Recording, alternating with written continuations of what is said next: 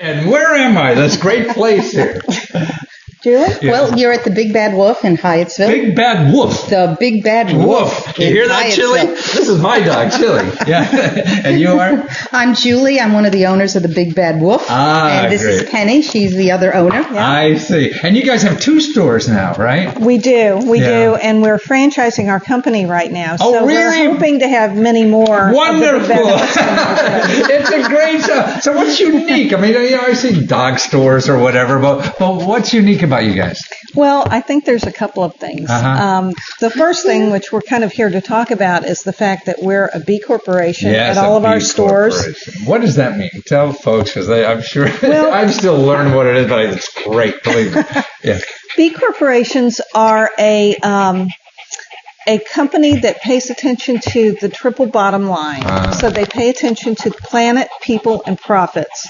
So you just can't take the money and run. Huh? No. And we actually go through a very strong vetting process and an audit, so to speak, on different factors in our business, whether it's employees, where we're buying our goods, etc., so that we can actually prove that we're doing what we say we do. So it's a way in which we are standing up and being able to prove that we're not greenwashing in our business. So it's like if somebody says, I'm a green company and nobody knows or cares or understands what the heck it is, you've been really, good housekeeping, seal of approval kind of thing. Yes, absolutely. And what are some of the things, like for the planet or for your employees, that really are different? We buy a lot of goods that are reclaimed and taken out of the waste stream. I see. So that is saving their products that are recycled. We buy products from companies that are minority owned, that pay sustainable living wages. I see. We pay sustainable living wages. We provide health insurance for our full-time employees. So this is all part of what feeds into a benefit corporation. Now, you were the first B corporation? No, benefit corporation. We're the first benefit corporation. That's different than a B, but it's in the state of Maryland. Yeah. So that's state sanctioned, right? It's state sanctioned. Versus the B is association. Well, I'll try to make it as clear as I can. Benefit corporation is a state designated basically a state designated like a special license. Yeah, a license. It's basically we write into our charter certain things that we are going to do in order to maintain that benefit corporation status. B corporations can be B corporations whether the state has a benefit corporation status or not. I see. But a benefit corporation, one of the qualifiers is they have to go through a third-party audit, whether it's through B corporation or through another one of the designating bodies, so that they're being able to prove that they're maintaining these management tools and the ways in which they're doing business that feed the triple bottom line. But you said also in the benefit corporation, which is a state-sanctioned one, there's certain benefits or for that? I mean, you mentioned there's some kind of incentives in that to be that? Well, I think the first incentive is it has to fit your profile on how you run your business. And I also think that having a B corporation helps you provide management tools so that as you're trying to achieve certain goals, it helps you pay attention to those. But doesn't, you said the state gives some kind of incentives to be that too? Well, it's on a state-by-state basis, and I think each state will designate whether there's special tax incentives, whether there's other things that go along with being a benefit corporation. I think depending upon what type of corporation you are, of course, we're a retail entity.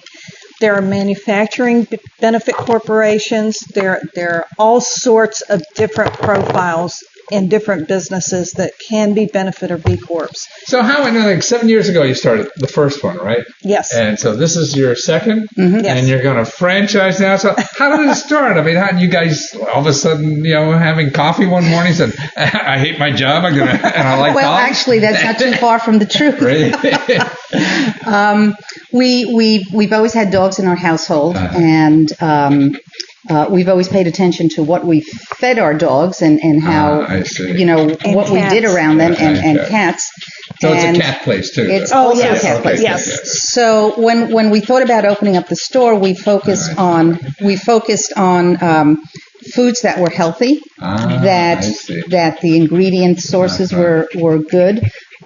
We focused on supplements. We have a huge range of supplements. You look like a pharmacist. Yeah, a huge range of supplements, and it pretty much fit in with our lifestyle. We transferred it over to animals. That's terrific.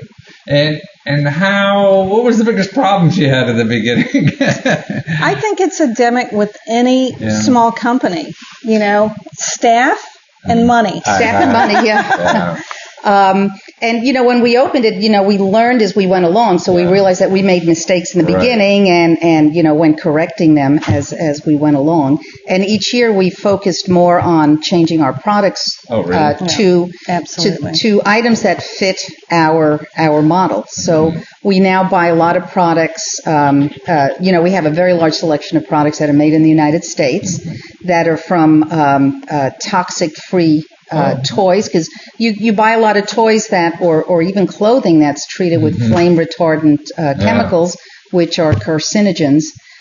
So we have very much changed our products from 7.5 years ago. That's what I think. Well, and you're always setting the bar higher. Right, you always have to move the cheese and find and be ahead of the curve. And I just want to say that when we started our business and we said we're going to buy American products and we're going to do this, that distributors and other people were like, well, you can't do that.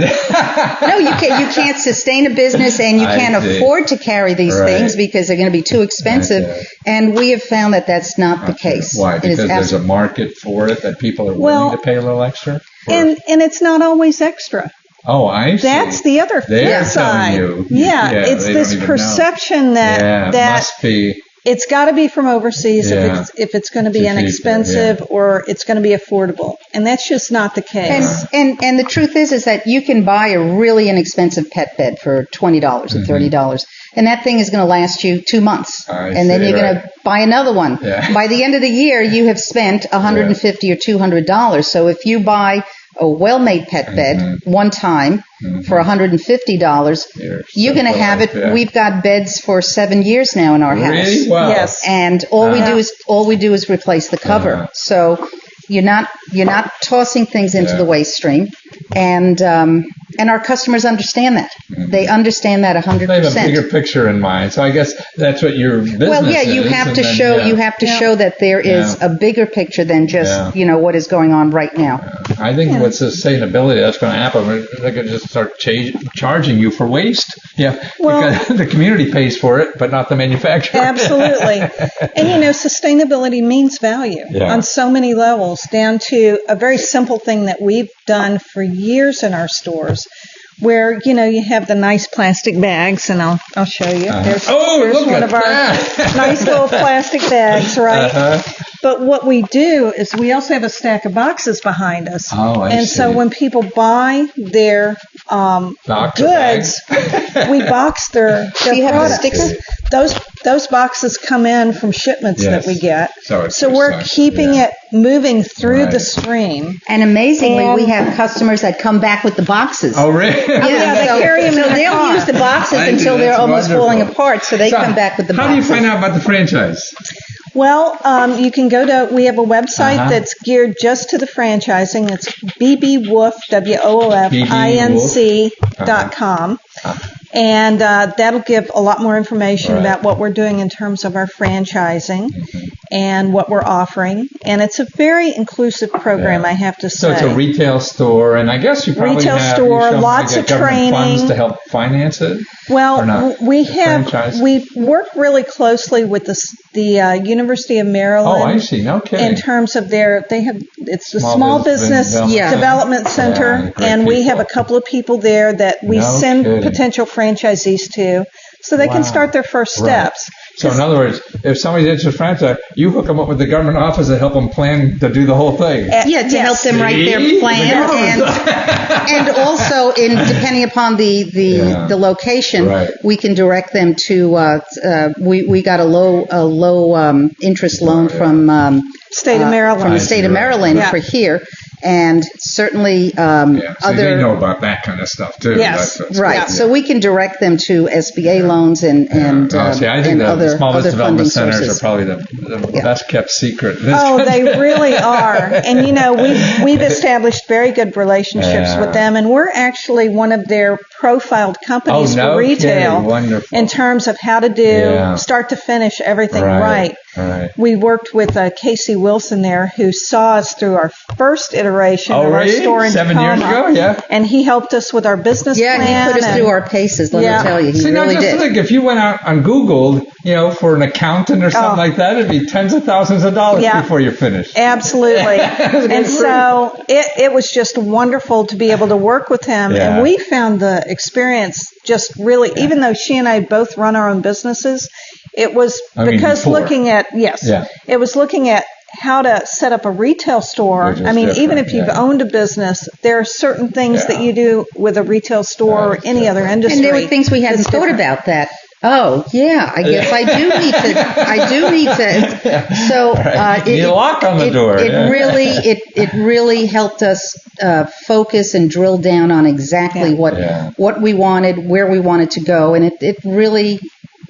It made us think. And it's the start of defining a brand. Yeah. Because, if you're starting a store or you're starting any type of business, one of the things I think you have to think about is who are we? Yeah.